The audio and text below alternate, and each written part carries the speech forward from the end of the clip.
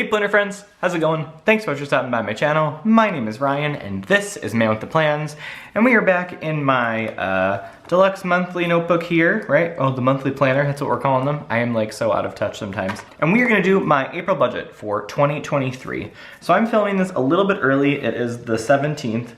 It is St. Patrick's Day. Erin Condren to all of you that are Irish today instead of being Irish always. Love it. I actually decided to go a little old school. I was using in the past the kind of, here's March, where we're at right now. I'll leave a link to this video up here if you haven't seen it yet.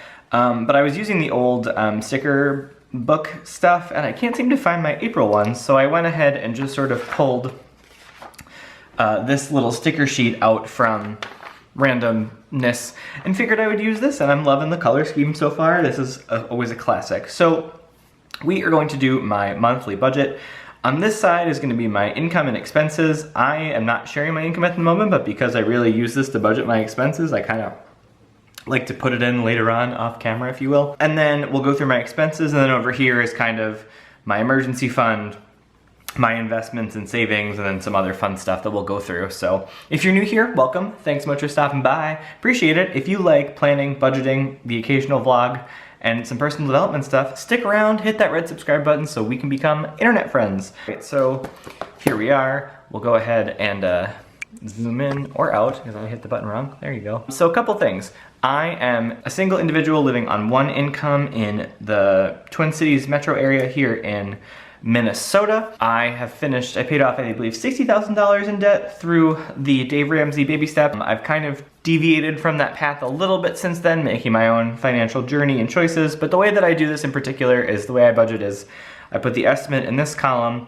As things actually hit my account or go out, I will put the actual in here, and then if I'm above or below, I will put it in here, and then likely highlight it with a red or a green, because it's all about that reinforcement. But yeah, I kind of set these up pretty easily. One thing I'll say for those of you that are like pen obsessed like myself is I bought these at Go Wild. They're the zebra click art.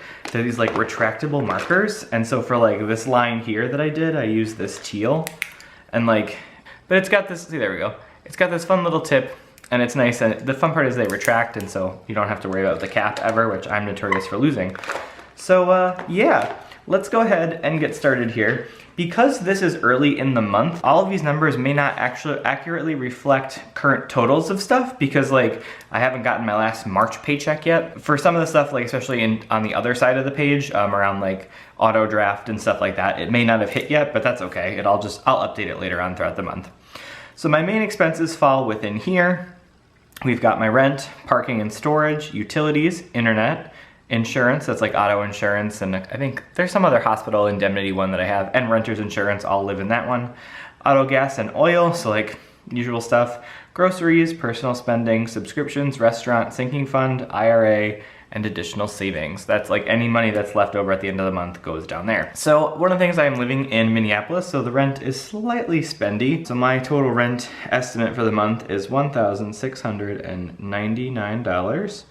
which is a little spendy, but that's okay. I love my apartment and its location. I finally have an office that I can work out of, which I absolutely love. So that, to me, money well spent. The next thing is parking and storage. So there is underground parking, and because it snowed just yesterday here in Minnesota, that's right, March 16th, it snowed. I feel like having my car in a heated garage is probably the best thing ever. And then behind it is also storage that's included in the cost of the parking, so I can actually move like some stuff that I don't use, like my Christmas decorations down there. It's actually wonderful. So that in of itself is $210. A little bit spendy in terms of the overall cost for living, but I'm really much happier than it was in my old place. Amen to that. Up next is utilities. This is gonna be things like heat, hot water, and electricity. I budget $150, but I gotta tell you, I feel like it's been coming in way under. I don't know how, but like I just saw my Xcel energy bill and it was only like $27 last month. So for February, which was a pleasant surprise. So I'll keep budgeting that, and when it's actual, I'll just be excited for extra cash left over. And then eventually, probably at the end of the quarter, I'll make a change. Up next is internet. I have Xfinity, and I really, really love Xfinity. I used to have CenturyLink, and they were really not great to work with, so having that internet has been absolutely fabulous. They've been pretty good. Up next is my car, and auto insurance and all that good jazz. This went up, I think. It was originally $90 for what felt like the longest time, and then I looked and it was $115, so I made that appropriate adjustment. For April, I'm gonna budget $150 for gas, only because the way gas prices fluctuate, I don't know, and because we have some big stuff happening at work, I might have to be in the office and my commute is like 35 minutes each way. So I have a feeling I may be in the car more, but if I'm not, that's also fine too. Next is groceries. So after a wild month of traveling in March, so go wild, and then obviously my Euro trip that I'm planning for leaving, I'm going just tomorrow.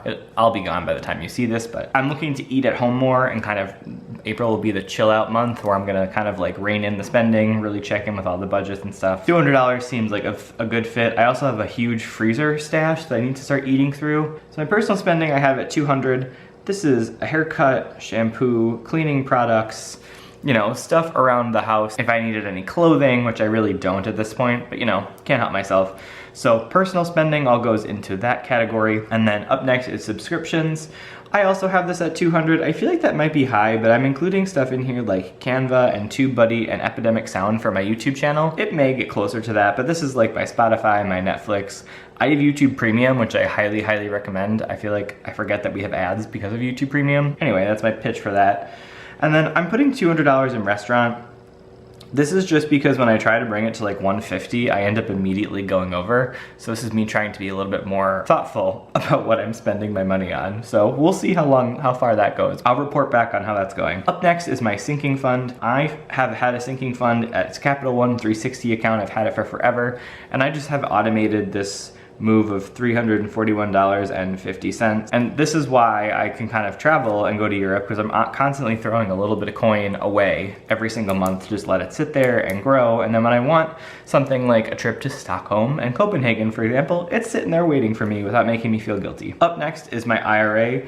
$500 is just kind of the thing that I like to do to make sure I max it out this year, which by the way, as a reminder, I should probably finish my taxes. I think they're just about done. I was waiting to just do one or two final things. All told, without the additional savings column, my budget will go, all of this added up is $4,045.50. And so what I do is I do a zero-based budgeting, so everything that I earn gets allocated somewhere else. Depending on my income for the month, anything left over will go in here. I will actually figure this bottom half out for now, so we'll do total before savings. And that way, I can see what I should be shooting for. But my overall total, I mentioned it just now, my total for expenses is $4,045.50. That's if everything comes in on budget and I'm able to stick to my guns and not go over. Fingers crossed on that one. Go ahead now and turn over to kind of a financial status update, if you will. I'm a project manager by trade, so like a status update email seems pretty important. I also loved on the sticker sheet, they had these little, little dot trackers. So that was fun, they fit nicely in there. My emergency fund is $10,000 currently. I think I might decide to up that a little bit more in the future. But the way that I do that is it's just sitting in a separate checking account. And so it is capped out, it has been at $10,000. So I'll just leave that there. And then obviously throughout the month, if I happen to need to withdraw anything from it, I will go ahead and do that. Consequently, if there's a withdrawal, I would pause all my other spending and kick back to getting this fund back up. So then I would start my contributions again. And then any interest that I earn from having $10,000 just sitting someplace, I include, and then all of that would reflect in my ending balance for the month of April. We'll start with 10. Hopefully this goes up a little bit. It does share a home with my long-term savings, so I really end up, like, any interest just kind of winds itself into this thing because it's one actual amount, and both of which I don't ever intend to touch unless I truly, truly need them. The next thing here, in Minnesota, as a government employee, we have something called PARA. It automatically is deducted from our account pretty much at the beginning, at every single paycheck. We pay into it, and so does our employer, and so it kind of sits there and grows, and they invest it for us. It's a lovely little pension plan. I like to track my dollar amount just because when I was going through the debt snowball, I didn't have a choice of being able to turn this off, but it always felt like I was kind of contributing. So I checked my balance a few days ago, and that's kind of where I'm at right now. $35,584.95. I've been working in government here for probably, God, almost over 6 years now, and so it's slowly starting to ratchet itself up over time, that dollar amount. I kind of love it. I'll add the contributions that I automatically get taken out of my check every month. It's just nice to know that I'm putting it away whether I have a choice. I think it's 6.5%, I can't remember. And then the ending balance, if it's what changes there, is important. Next up is my Roth IRA. This is the total balance. The stock market has not been kind this past year to my poor Roth, but I think that's pretty much a consensus for everybody. But my current balance as of a few days ago is $9,385.36. So I'm planning to contribute $500 to this, and we'll see what the ending balance turns out to be at the end of the month. Question, would you like me to kind of close out each month with a check-in, like pull everything and kind of close it out? I used to do them, I kind of got lazy and stopped. I don't know if you guys found them interesting, but you let me know and I will go ahead and do that again for you all. The next thing up, my long-term savings. So this was initially a house fund, but things have changed a little bit in the sense that I'm not necessarily looking to buy a house right now. Still not totally set on, is Minneapolis my forever area house, you know? So still up for debate on that. That's kind of just remains to be seen. I'd just rather keep saving diligently. I have it automated from my check as well that it goes in here. So now we are on long-term savings. And so the thing here that's interesting is you'll notice that the balance in March, I don't even remember what it was. See, this is why I love having this all in one place. So my balance here was $21,776.32. Totally fine. The thing about this balance right now is that it looks to be $3,000 less than that, because the current balance to start the month would be $18,121.10. I applied for and got approved for tuition reimbursement from my job for a change management course through ProSci. Loved it, it was fabulous, big fan. But they needed to get my finished documents for that I completed the course in order to reimburse me, and then it would take 2 to 4 weeks for me to get that back in my paycheck. So I tapped into this as kind of a stopgap because I didn't obviously have that much money sitting in cash in general, and so I put it on one of my travel cards that I use, and to pay it off completely, I just took it from here. So when I get that back from work, I will be redepositing it in here, and in the meantime, I have an automated, I think it's like 7% of my check goes into this account anyway, so it's been replenishing itself. But it was frustrating to me that it's been like that. So the last thing that I have is M1 Finance. I really love M1 Finance for the fractional shares. For me, I think that was the one thing that was intimidating with stock market investing, is like, I don't have enough to buy an entire share of Apple, or do I want to put that much into an entire share of Tesla, for example? Not that I own Tesla stock, but whatever. With M1, you can get fractional shares, so you can do portions of it, and over time, add little bits and bobs as you go, which I think is super nice, and it makes it less scary and like a zero-sum game, I guess. I don't even know how to describe that, but it's something that I've really enjoyed. And so I actually have a link down below if you wanted to sign up and start using M1. I think you get like $30 or something. I'll check my link, it'll be down there in the description. But it's like pretty low-key, and as you can see overall, like this is the dashboard here. So my current balance, and every Friday when I get paid, I also throw a little section into investing. So it was like 50 bucks, and then I get some fun dividends, which is fun. But my current balance as of today is $4,071. And if you look here at current value, my net cash flow, I just am putting in a buy, so it's not reflected in here yet. But my total gain, I lost $67 since June of 2020, but I gained $116 in dividends. So, you know, it's not all bad. But I think as a result of the market lately, it's gone a little bit haywire. So I just think it's fun to keep investing and putting a little bit to the side, nothing crazy. But I will go ahead and reflect this over here. So that's up to the moment. I'll obviously contribute around $100. If I get more, I can throw more money in there if I want to, but you know, we'll wait and see. But yeah, and then obviously any interest or earnings or dividends, some of them pay monthly, which is fun. And again, it's like 87 cents, but it still is an exciting thing that you're moving your budget along and making financial moves. It feels kind of nice. Not really looking to play the short game here. Figured I'd just kind of slowly invest over time and someday just have a fun little extra cushion income stream coming in.